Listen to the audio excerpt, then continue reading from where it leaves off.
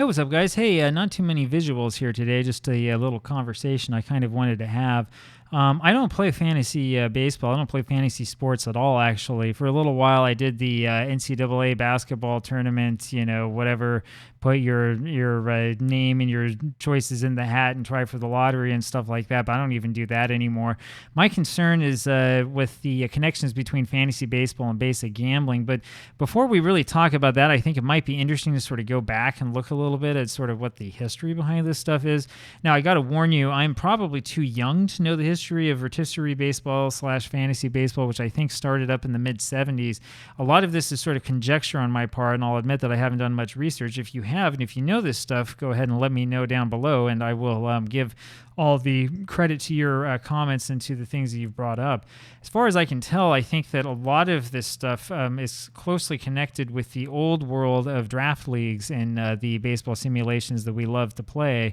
And that's the part that's most interesting to me.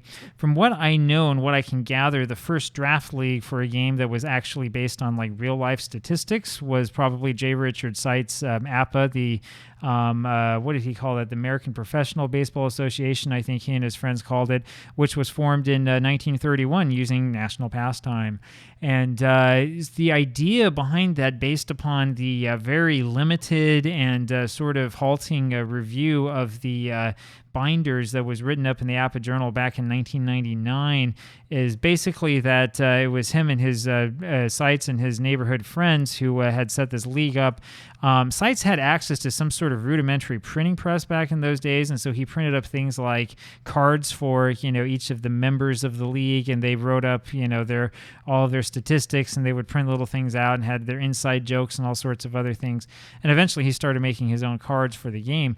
Now, the idea behind this, of course, if you haven't tried it before, is that you take player cards and you redraft them into teams of your own choosing, and you give them your own names. And in some of these leagues, you even have these somewhat complex systems where we're talking about like, oh, you have to make transactions given a certain a financial system that you've come up with that might be fictitious. In some cases might even be real. And you do things like that to make sure that one team doesn't just get all the good players, and so that there's some sort of competitive balance. And so you have to budget things out and all of that stuff. That's pretty basic for draft leagues. And there were elements of that as far back as Seitz's league, believe it or not, which went for like a decade. That's a long time to play with the same national pastime cards again and again. Eventually, the name behind that league was condensed to APBA, which is where the APBA name comes from, as far as we can tell, though I don't think Seitz ever fully admitted that. And when APBA was finally marketed in the early 1950s, I believe, I'm not 100% sure about this, but I do believe that one of the marketing sells of the game was the fact that you could redraft teams into your own leagues, and you could have a league with your friends, right? Something that was a lot easier to do with the players as cards than with players as like discs. And there was a little bit more fair and more fun and balanced than playing the old version of dice baseball that we've already talked about, right? And so that developed. Of course, you have to have enough crazy friends like you in your neighborhood to make it work. Eventually, though, the concept of play by mail came along, right? Now, I'm far too young to remember things like chess by mail, right, which I've only really read about. But playing these baseball simulations by mail is something that I actually kind of have firsthand experience with, because my dad played in the league back in the early 90s, right, and where this was not quite as popular, but it was still kind of going on. Those play-by-mail leagues are featured constantly in the APBA Journal, especially in the late 60s.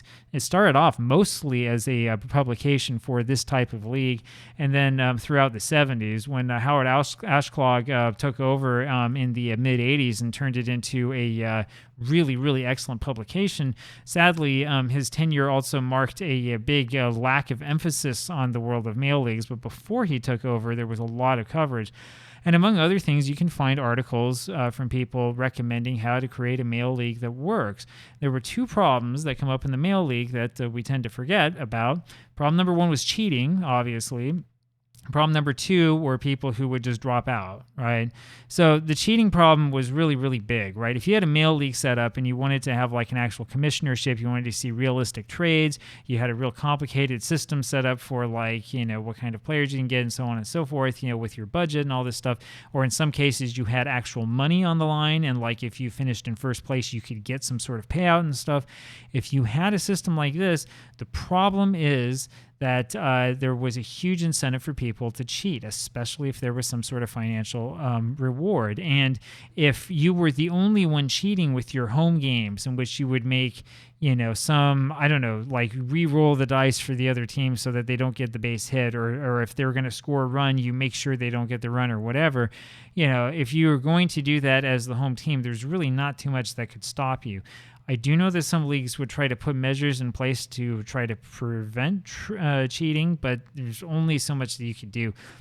Ironically, today it'd be a lot easier to prevent cheating because we have like video like this. It would be a little bit harder to get in and to say, okay, I'm going to film all these games, but I'm going to somehow cheat, behind the scenes, unless you had loaded dice or something like that. But back in those days, a lot of this was kind of based on the honor system, and so it was not unusual to see teams that had excellent home records and absolutely abysmal road records because every home team in the league was cheating, right? That's a big problem that takes away from the fun of the league. Especially if like the commissioner has a team and is making arbitrary determinations over who is and who is not cheating and stuff like that. Yeah, there's a lot of problems with this type of setup, right? So that's number one. The number two problem that you had with this type of setup was that people would just give up, right? So if you're playing in a male league and you're like, I don't know, halfway through the season and you can see that you're going to finish in 7th if you are lucky, and you can't find anybody to trade with you and you can't do anything to make your team better, why even play? And from what I've read, it seems that there would be people who would give it about halfway through, see that there was no hope, and they would just ghost everybody. You never respond to anything, you never write back, you don't answer the phone, you don't do anything like that. You've disappeared, and then the league is in a really tight spot because you're not doing your part to push the game forward. In some of these leagues, you had multiple people who would disappear like this, once it was obvious that they couldn't win. That was another huge problem, right? And so at least the understanding I have of this, I don't know if this is true or not, but a lot of the tenets of fantasy baseball fix these problems, right? So you're not going to be able to just like drop out of it like all of a sudden, you, I guess, theoretically could, but you're not really playing games against other teams, right, in a fantasy baseball league, right? So if you're like, whatever, this sucks, I'm not going to do this anymore, it doesn't really matter because you're not playing games. Instead, you're getting points based upon, how the players perform. And likewise, you can't really cheat because you're not controlling the players at all. Instead, they just sort of play for you and they have things happen to them, right? The problem, though, is that if you're basing, an award, whatever it is, financial or bragging rights or whatever it is, based upon something you have no control over, that sounds a lot like gambling, which is really what fantasy baseball in truth is. That is the problem with the idea and with the whole concept, right? A lot of sabermetrics, especially since the 1980s, has been focused on fantasy sports. And this is one of the reasons why I was reading about batted against balls in play today, and then you start reading about like expected OBA and expected this and that based upon like, the velocity of the swing and how much speed there is to it and all this stuff. I mean, these statistics are really, really down like in the weeds, and they're questionable in terms of what they can teach you about how to actually play baseball. There's a lot of people who disagree with this, but the reason why these statistics exist and are popular is because those who understand them feel that they get a certain edge when it comes to playing these games or to placing bets on baseball or certain prop bets or whatever. And really, in the end, I mean, that's what fantasy sports is. It's a prop bet on a player acting a certain way or doing a certain thing. It's just a prop bet that's set up in a very, very specific structure in a very, very specific way. And so there you have it. That's kind of my understanding of where it comes from and how it's categorized and how it's classified. Not only do I not play, I don't have any incentive or any desire to play, right? I only want to play games in which I have at least some modicum of control over what happens in the game itself because I like the game, right? I don't actually care that much about who wins. I'm not in this to try to like show off or say I'm better than this person or that person or anything like that. I mean, who cares about that? I actually kind of want to see what happens. I want to play with it and I want to enjoy the sport, right? And that's the reason why I do what I do. So for me, when it comes down to this, fantasy baseball honestly has absolutely no appeal. But sitting back and being like the old guy who plays a whole bunch of, these simulation games with cards and dice and pixels and stuff like that, that sounds like a lot of fun to me. That sounds a lot more interesting, right?